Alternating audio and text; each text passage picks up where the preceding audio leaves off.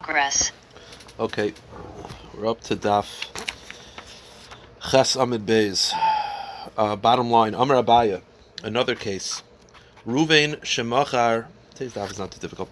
Ruvain Shemachar Sada l'Shimon Shalei B'Achrayis. Ruvain sells a field to Shimon with no guarantee, meaning he sells a field to Shimon and he says, "Listen, if they take it from you, I'm not paying you.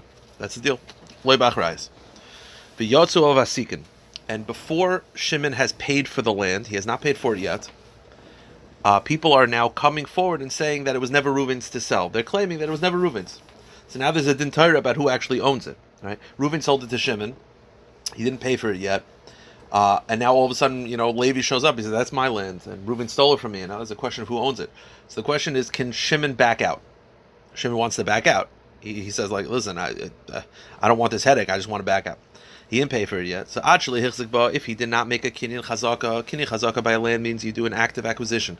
That's an active ownership. If he did a kinyan chazaka, if he did not do a kinyan chazaka yet, he could back out because he didn't. Now, what's the chiddush? He didn't pay for it. He didn't do a kinyan.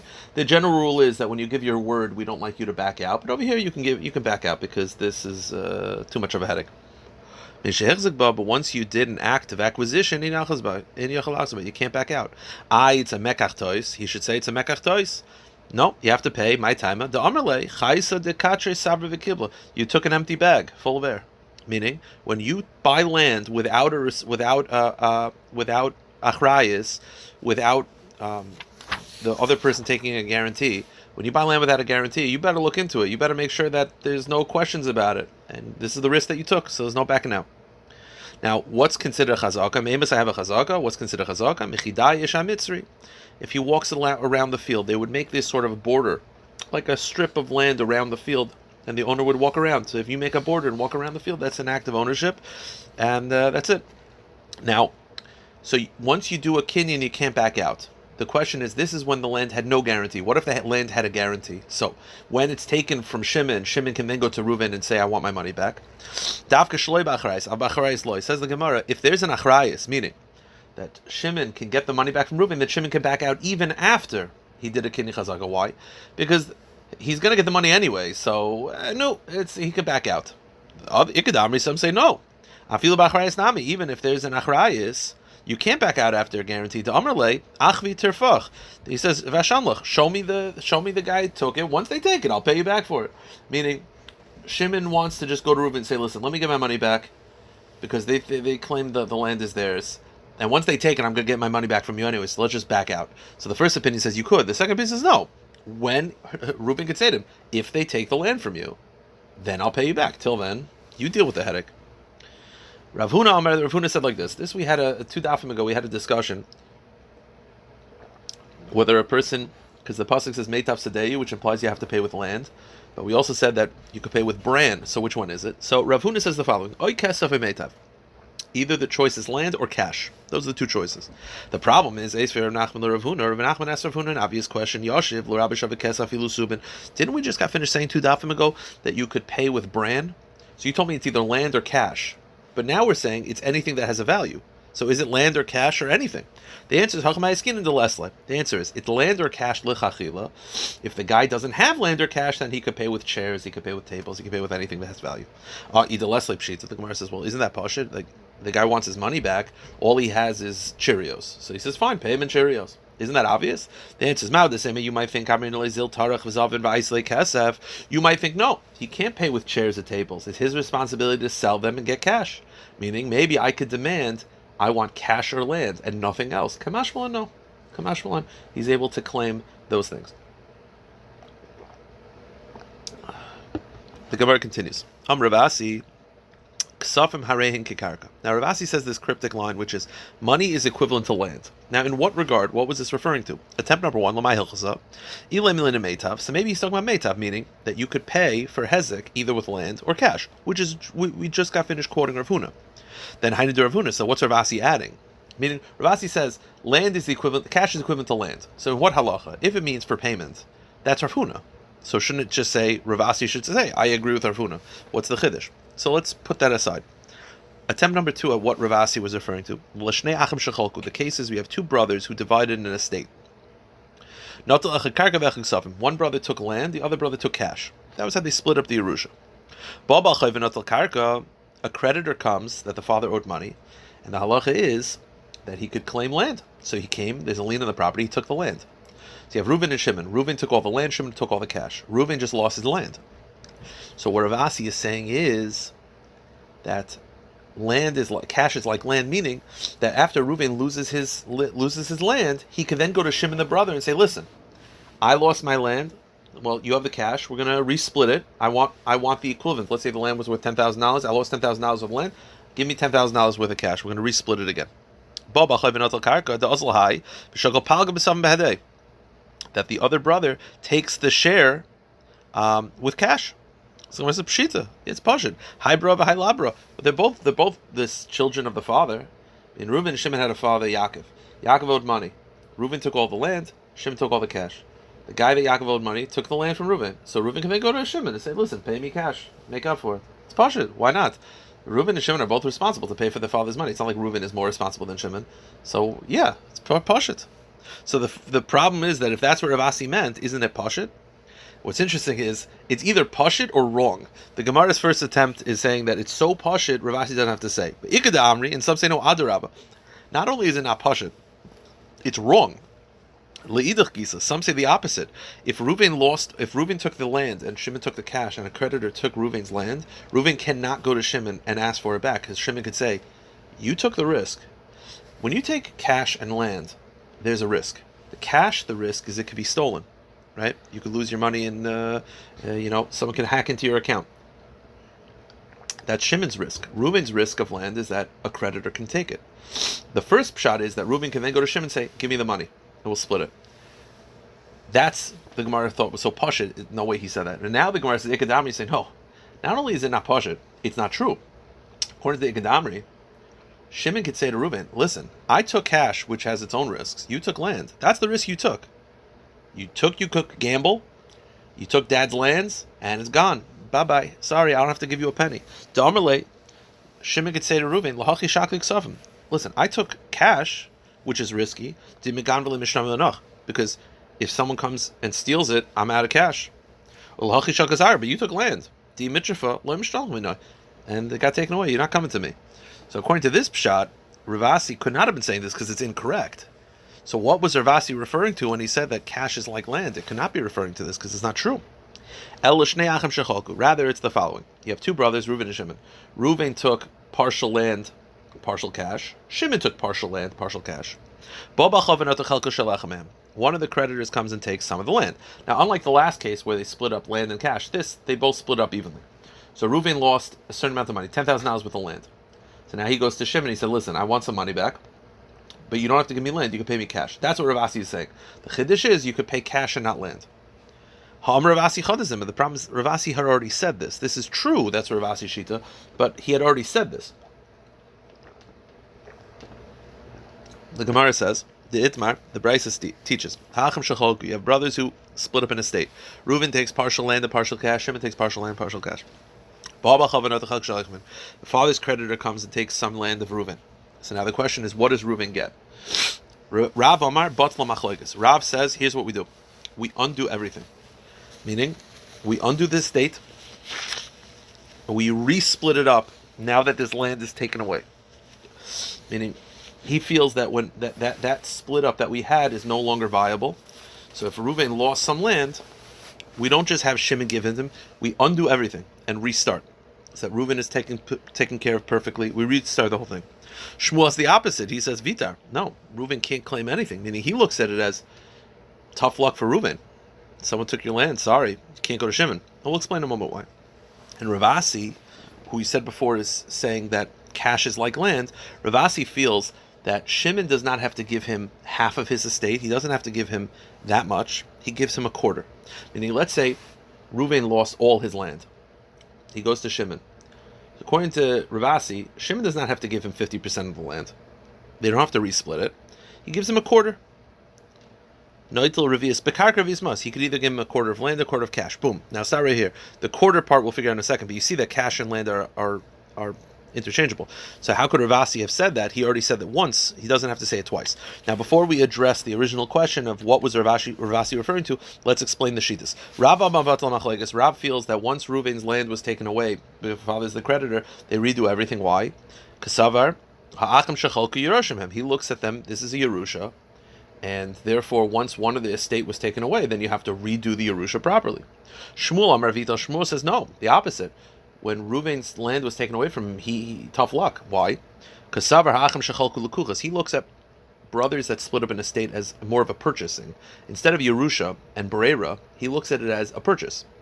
That Reuven and Shimon are sort of like buying land. Like Reuven's like, I purchased this, and Shimon's like, I purchased that. The problem is, it's like a purchase where it's like you bought land and then someone took it away from you, where normally you can go back to the first guy, but there is no first guy to go to because the father's dead. So it's considered a purchase, but it's like a purchase that without a guarantee. It's a purchase. So if Reuven lost something, there's no one to turn to. Ravasi says you split it, you don't give him 50% of the land. You don't split it 50-50, you give him a quarter. Why? Ravasi he's not sure who's right. If Rav is right that Reuven is entitled to 50% of the entire estate, if Shmuel's right that Reuven's entitled to nothing. So because it's either 50% or 0, what do you do when you're not sure? Split it 25%. So the question is, if Ravasi is saying that, he already said that once. So what was Ravasi referring to when he said that land is like cash? Rather, go back to the original pshat. When Ravasi said the land is like cash, what he meant is, for paying hezek, meitav means either cash or land. We said that's Rav Huna. And if ihachi hainu Rav Huna, the question is, then why does he have to say that? It's mamash what Rav Huna says. The answer is, Ravasi. What he meant is when he said that this is Rav Huna, it means you'd have to say, you're right, he's saying exactly what Rav Huna said. V'chein amar Ravasi. That when Ravasi says that this halacha, he was not adding anything of his own. V'chein amar Ravasi. The Ravasi and Rav Huna agree with each other. Okay. Let's go weiter. The Gemara says like this. Amrav Zera Amrav Huna b'mitzvah ad shlish. When you spend a mitzvah, you have to spend up to a third of your money. Now, what does that mean? My shlish, what does that mean? Go to the next page. Ilem shlish beisa, if it means a third of your entire estate, meaning your entire net value, you have to spend a third on a mitzvah. The problem is, that means if you have to spend a third on a mitzvah, that means after 3 mitzvahs you got no money. A third on esrog, a third on tzitzis, a third on tefillin, you have no cash. That doesn't make any sense. You know what it means? How much do you have to spend to make a hider mitzvah? Let's say you have a choice. You could have a kosher Sefer Torah at $10,000, or you could have got a really beautiful Sefer Torah at 20. Now that's 10 to 20 is 100% markup. The halacha is you're only obligated to spend a third. So if the difference between a kosher Sefer Torah and a hider Sefer Torah is a third, then you should go up. But past that, you're not obligated. Now the Gemara has a kasha. Is a third from the inside or the outside. What that means is, let's say a kosher Sefer Torah is worth $6,000, but a hider Sefer Torah is more. So how much do you have to spend? A third. Now, is it so a third of 6 is 2,000? So that means 6,000 is the minimum. You have to go up to 8,000. That's one way to calculate it. Another way to calculate it is a third after it's done, meaning that if you start at 6,000, you'll end with that you've added a third to the outside of the number. It's basically 2 different ways to calculate it. At 6,000, one way is to say, add a third internally. A third of 6 is 2, so that's 8,000. Or say no, 6,000 will end up becoming 9,000. And then you have added a third to the overall number. You started at 6, you added a third, and it turned into 9. That's $3,000. It's 2 different ways to calculate it. It'll come up a lot in Bamatzia. So the Gemara is not sure. How do you calculate a third? Teiku, we're not sure. B'marava Am Mishidar Zera and Eretz Yisrael, they said, Ashlish Mishaloi, you're obligated to spend a third of your own money. Mekan ve'elech, but if you spend more than a third, that's Mishal HaKadosh Baruch Hu. That Hashem will pay you back. In this world, meaning in this world. Up to a third, you're not going to pay back in this world because that's mitzvah, that's what you got to do. And you don't get rewarded for keeping Torah mitzvahs in this world. It's in the next world. But if you go above a third, that in this world Hashem will reimburse you. Okay. Fine. Mishnah. The Mishnah says like this: Kol shechavti b'shmirasai. Anytime I'm obligated to guard, let's say my bar, my shar, my eish from doing damage, hechsharti es nizkoi, and I caused the damage by not guarding it properly. Hechsharti miskas nizkoi, whether I was completely negligent or partially negligent, chavti v'teshlim nezek, I have to pay full. Behechshar kol nizkoi, meaning even if I'm partially, and we'll see what the case is partial, but I have to pay full. Now, when do you have to pay? You have to pay when it's an item that has no mi'ila, meaning, i.e., you only have to pay when it's personal items, not when it belongs to the Beis HaMikdash. The Gemara will go through. Nechasim shein shel bris. This is only true if it belongs to a Jew, because the items that belong to a guy have different halachas. Nechasim yuchadim. This is only when the item belongs to someone. Or if you're mazik hefker, you don't have to pay. B'chol makim, you're only obligated to pay if it's in any place. Chutz mirshasam yuchadis l'mazik, unless the item went into your backyard. Meaning, let's say my ox gored someone, so I'm chayiv, unless it gored someone in my backyard, because what are you doing in my backyard? You break into someone's backyard and then the animal gores you, you don't have to pay. For reshus hanizik v'hamazik, and any premises that belongs to both, the Gemara will explain what that means. You have to pay with meitav.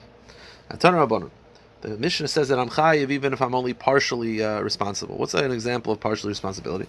What's the example? Shar ubar shemasim. Let's say I gave an ox or a pit, and I put it in the responsibility of a cheirish shaita or a katan. And then a damage happens, chayiv l'sham, I have to pay. Because why am I giving it to these people that are not capable of, they're not mentally capable? I shouldn't have done that. Now, it's not full negligence, but it's partial negligence. Masha'en kim be'esh. Now, here's the chiddush. If I gave them fire, and then a fire happens, I'm not obligated. Now, what's the case? There's basically two options. Either I gave them a full fire, a torch, full ready to damage. The equivalent by that would be an open pit or an ox without any, muzzle on it. Now, if I gave them items that are ready to do damage, then it doesn't make sense. Why is it I'm chayiv if the ox gores? I'm chayiv if the ox bites. I'm chayiv if someone falls into the pit. But I'm not chayiv if they make a fire? What's the difference? Everything is ready. The damage is ready. And if you're telling me that the bar is covered, and the ox is muzzled, and the fire is just a coal, so it's not ready to do damage, then I should be potter. In other words, I should always be chayiv or always potter. What is the scenario that there's a distinction between fire and not? The Gemara says, "Ma'askin, what's the case? If you say that the ox is tied up, so it can't do damage right now, and the pit is covered, so when you gave it over to them, I should be potter to kavasa gabe'esh. And what's the case by fire? Gachelis. There's no fire; it's just a coal. And they uncovered the pit, or they blew on the coal, or they untied the ox, then what's the difference? I should be potter in both cases. I didn't do anything wrong. Why would I think that they're going to do this? So what do you have to say? Bashar ma'iser bar megula. The cases where the ox is unchained, the pit is uncovered already, the kavasa gabe eshal heves, and with the fire, it's a fire. And you're chayiv because you gave them something that's ready to do damage. But then, Masha'inkin be'esh to potter, Hamrev Shlakish Mesheh Dechizkiya, Loishon Shemas like a chelas v'liba, Afshal Havis Chayiv, my time of the Bari Hezekas. And why are you potter by the fire? You gave him a full fire. It's Bari Hezekah. Its Hezek is very readily apparent. So the Gemara gives two explanations. La'olam b'shar kasher bar mechusa. Really, the case is that the ox is tied up, and the pit is covered. And I'm potter, I'm chayiv. We'll see in a moment. And the case of the fire is I gave him just a coal.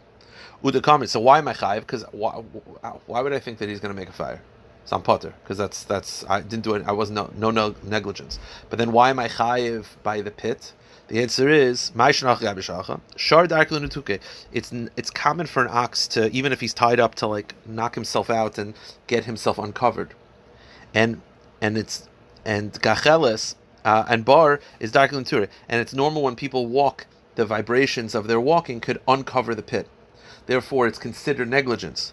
But gacheles come at the shavuk ma'avi. But when it comes to fire, coals naturally go out on their own. So no negligence on that part. That would be the distinction. Or Rav Yochanan